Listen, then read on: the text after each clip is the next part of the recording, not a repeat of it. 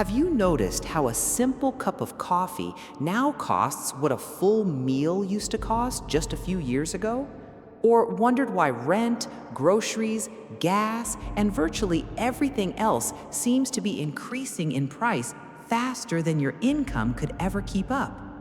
Or asked yourself whether this inflation represents a normal economic cycle or something fundamentally broken in the systems that determine how much things cost?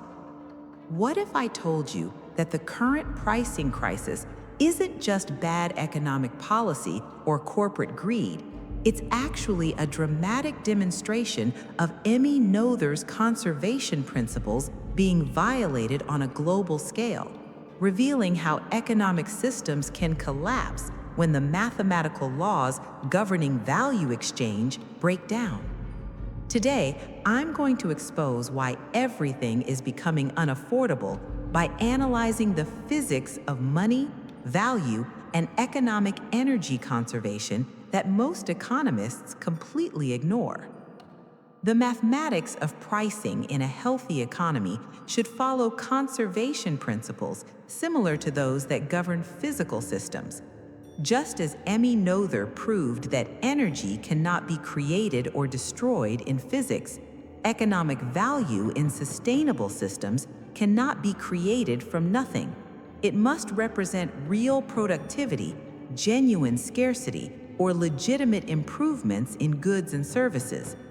When prices increase across an entire economy simultaneously, it suggests that the conservation laws governing economic value are being systematically violated. To understand why everything is expensive, we need to examine how money itself functions as a form of economic energy that must follow conservation principles. In a well-functioning economic system, money represents stored labor, resources, and productivity. It's a token that allows economic energy to be transferred between different people and time periods. When the amount of money in circulation increases faster than the actual production of goods and services, it creates what economists call inflation, but what physicists would recognize as a violation of energy conservation in economic systems.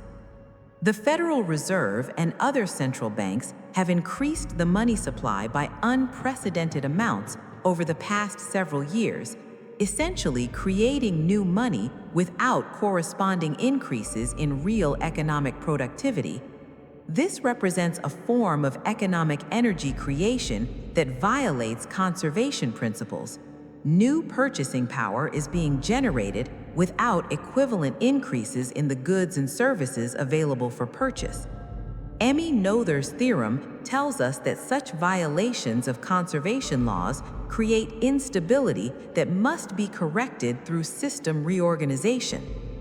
The housing market provides a perfect example of how economic energy conservation violations manifest as unaffordable pricing. Houses haven't suddenly become more expensive to build, more scarce, or more valuable in terms of their actual utility as shelter. Instead, the increased money supply has created more dollars competing for the same number of houses, driving prices higher in a way that reflects monetary inflation rather than genuine scarcity or improved value.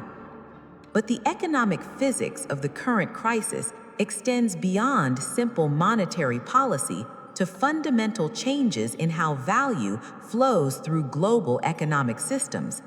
Supply chain disruptions, energy costs, labor shortages, and geopolitical tensions have all altered the normal patterns of economic energy distribution, creating bottlenecks and inefficiencies that require more economic energy to produce the same goods and services. The conservation of economic energy also helps explain why wage increases haven't kept pace with price increases. When the total amount of economic activity in a system remains relatively constant, increases in some prices must be balanced by decreases in other areas or by reduced purchasing power for consumers. The mathematical constraint of economic energy conservation means that if business costs increase due to supply chain problems, energy prices, or regulatory expenses, either prices must rise, wages must fall, or profits must decrease. The psychological aspects of inflation follow patterns that Emmy Noether would recognize as conservation principles operating in human behavioral systems.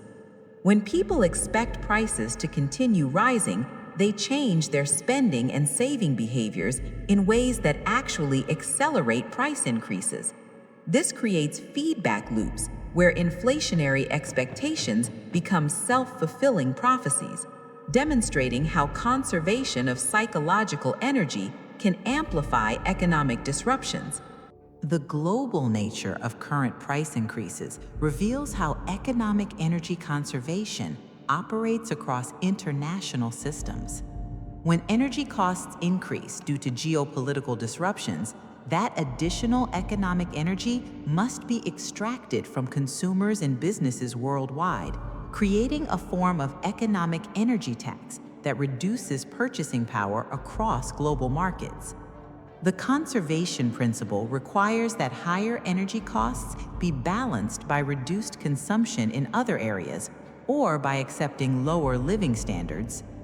Corporate profit margins during inflationary periods also demonstrate economic energy conservation in action. Many companies have maintained or increased their profit margins despite rising costs by passing those costs on to consumers, plus additional markup. This represents a redistribution of economic energy from consumers to shareholders, following conservation laws that dictate economic energy cannot disappear. It can only be transferred between different participants in the system. The role of speculation in financial markets in driving price increases shows how economic energy can be concentrated and amplified in ways that create pricing disconnected from fundamental value. When investment capital flows into commodities, real estate, or other assets as inflation hedges, it creates additional demand that drives prices higher independent of the actual supply and demand for those goods. This represents economic energy being diverted from productive uses to speculative activities. The mathematical relationship between debt, interest rates, and pricing reveals another layer of economic energy conservation. Low interest rates essentially subsidize borrowing by making it cheaper to access future economic energy through debt. When interest rates are kept artificially low, it encourages borrowing and spending that increases demand for goods and services without corresponding increases in productive capacity, creating the economic energy imbalances that manifest as higher prices. The impact of government spending and fiscal policy on pricing also follows principles. When governments spend money they don't have through deficit financing, they're essentially borrowing economic energy from future generations and injecting it into current economic systems. This additional economic energy increases demand for current goods and services, contributing to price increases that represent the economic cost of temporal energy redistribution. The technology sector's role in pricing dynamics reveals how productivity improvements should theoretically offset inflationary pressures through conservation of economic efficiency.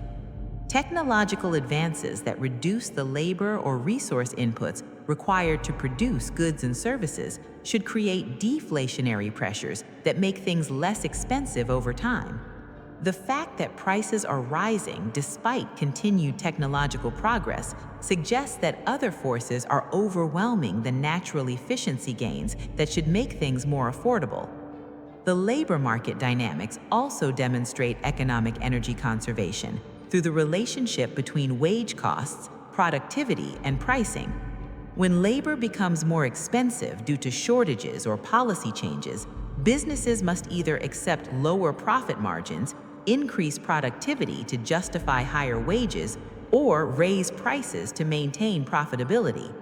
The conservation of economic energy requires that these costs be balanced somewhere in the system. The environmental and regulatory costs embedded in modern pricing reflect how economic energy must be allocated to address externalities that were previously ignored.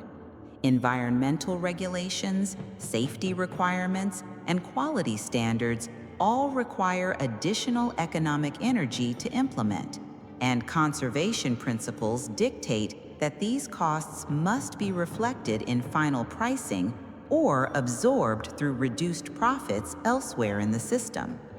The international trade and currency dynamics add another layer to the economic energy conservation analysis.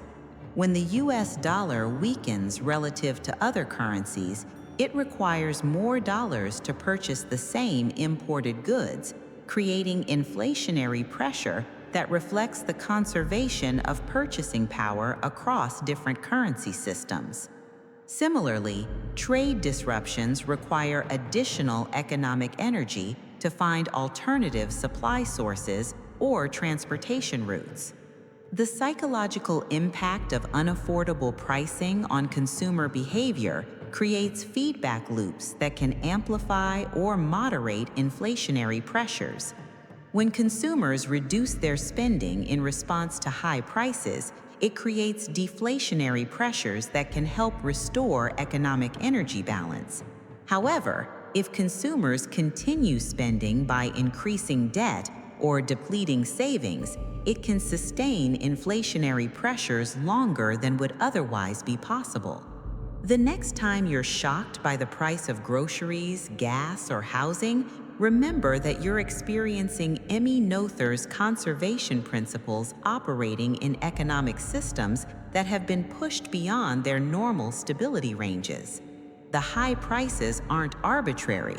They represent economic energy seeking new equilibrium points after massive disruptions to the normal patterns of money creation, supply chains, and value distribution.